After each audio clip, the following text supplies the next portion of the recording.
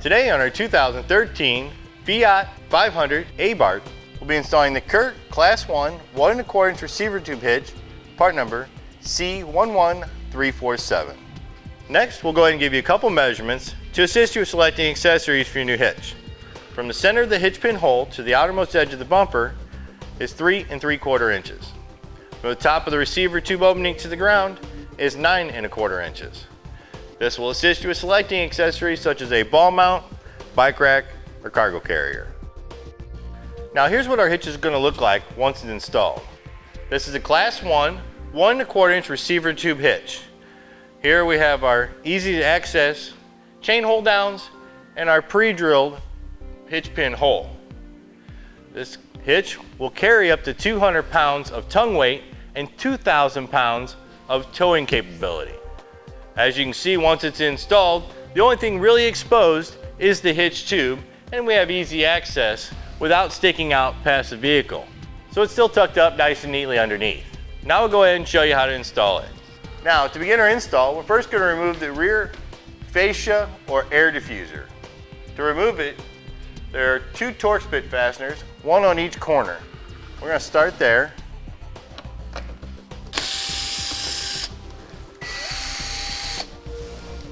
Once we remove those 2 fasteners, we have 2 more in the center to remove. Now with the 2 Torx bit fasteners removed, we'll move to the center 2 screw fasteners.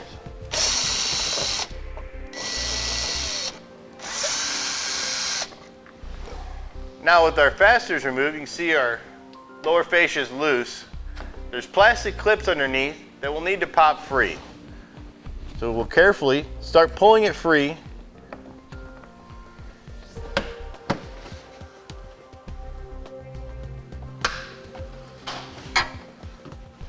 As I work it along from the outside, pulling pressure on the fascia, on the inside, we can press on the plastic tab.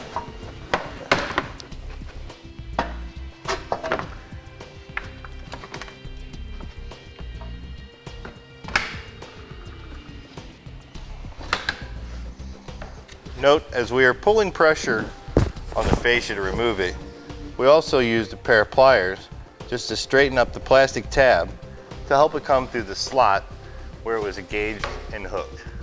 By helping it through the slot, it makes it easier to remove and less chance of breaking one of the plastic tabs. Now with the rear fascia removed, we need to lower the exhaust. To lower the exhaust, we have a rubber isolator on each side. We need to remove the rubber isolator from the metal hanger.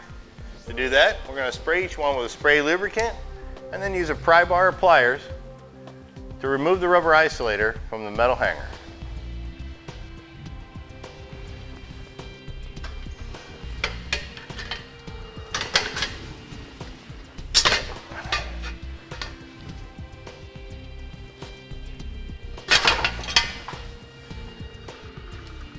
Now, if you want to give yourself a little more working room, you can move forward on the exhaust pipe and remove an additional hanger.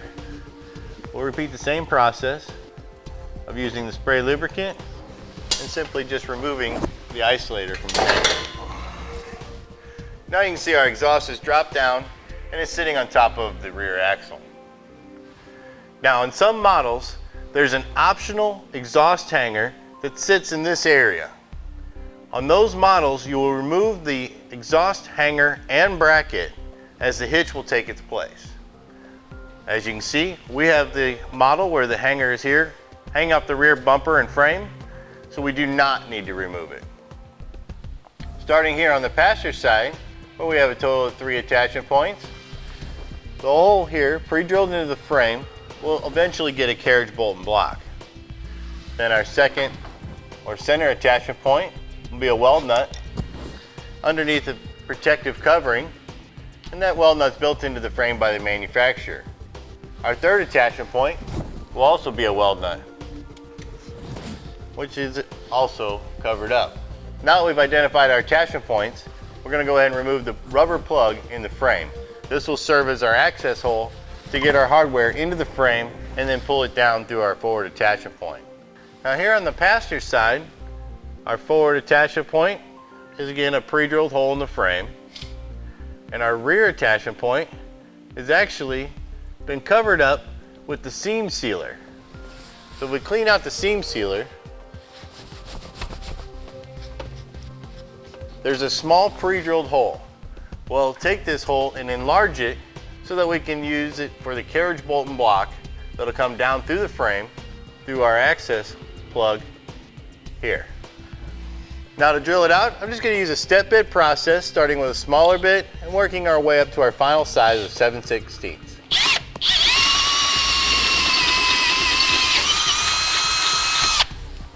Now we're back over on the passenger side.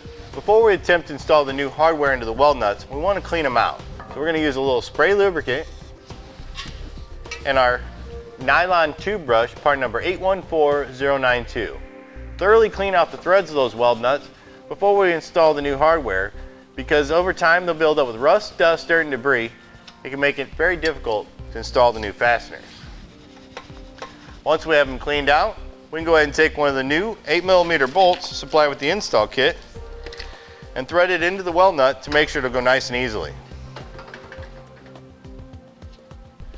Now note, here at the forward attachment point, a little bit of the undercoated body spray is plugging up the hole. So I'm just going to take my 7/16 drill bit and run it through there to clean it out, make it easier to get my new hardware in place. Now with all our attachment points prepped, we're ready to start installing our hardware. Here on the passenger side, our forward attachment point is going to be our 7/16 carriage bolt and block that will come down through the attachment point, then through the hitch, and get secured with a 7/16 flange nut. To get our hardware in place, we'll use the pull wire provided. We'll take the pull wire, feed it through the attachment point and out the access hole that we removed the rubber plug from earlier. Then we'll take the block, slide it onto the pull wire, followed by our carriage bolt. We can thread on to the end of the pull wire. Feed the block into the frame first, followed by the carriage bolt. We'll then use the pull wire to pull them down over the attachment point. I'm going to go ahead and leave my pull wire attached, as it will assist with getting our hitch up into place without pushing my hardware back up into the frame. Now I can move over to the driver's side and we'll repeat the same process with our 2 attachment points on there, over there. Here on the driver's side, we'll leave our pull wires attached to the carriage bolts. Again, it will just assist with getting our hitch in place without pushing the hardware back up into the frame. We're now ready to go ahead and install the hitch. We're going to take the driver's side, feed it up over the exhaust first, and then bring the passenger side in. Starting on the passenger side, I'm going to take my pull wire, feeding it through our hitch, and then bringing it up to the frame. Then go ahead and take my 8mm bolt and conical tooth washer. The teeth of the washer will face the hitch and thread it into place. You can do the same with the rear attachment point here on the passenger side. We'll just go ahead and install our fasteners finger tight until we have them all in place. Now with the weld nuts holding our passenger side, we'll move over to the driver's side.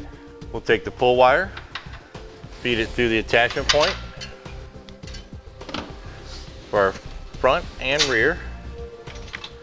Bring our hitch up tight to the frame, then remove the pull wire and install our flange nut.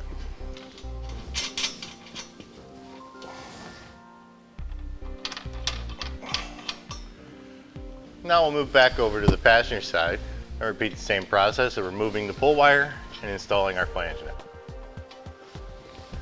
Once we have all the hardware in place, we'll go ahead and tighten it down.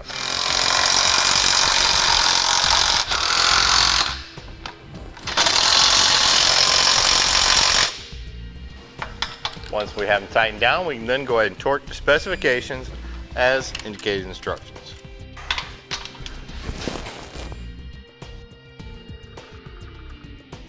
Now with our hitch secured and torque specifications, we're going to go ahead and reinstall the exhaust.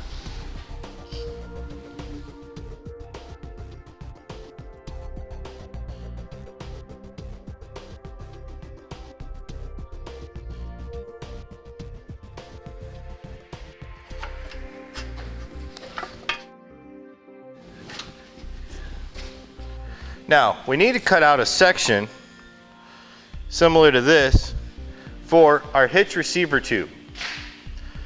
So first, we're going to find the middle point of our fascia.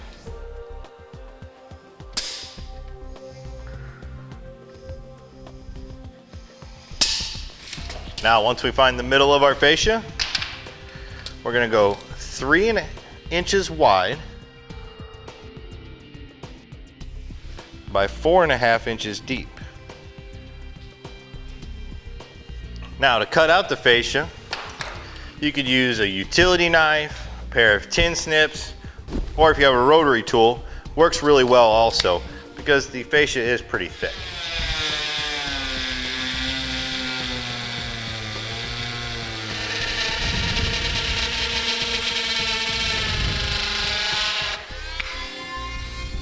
Once our cutout's made, we're ready to reinstall it.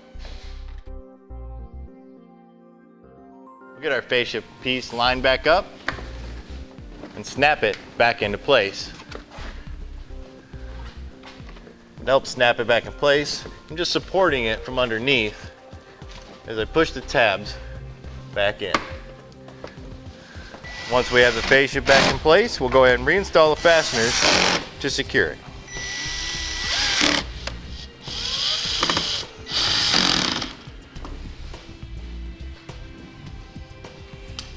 And that'll complete our install of the CURT hitch on our 2013 Fiat 500.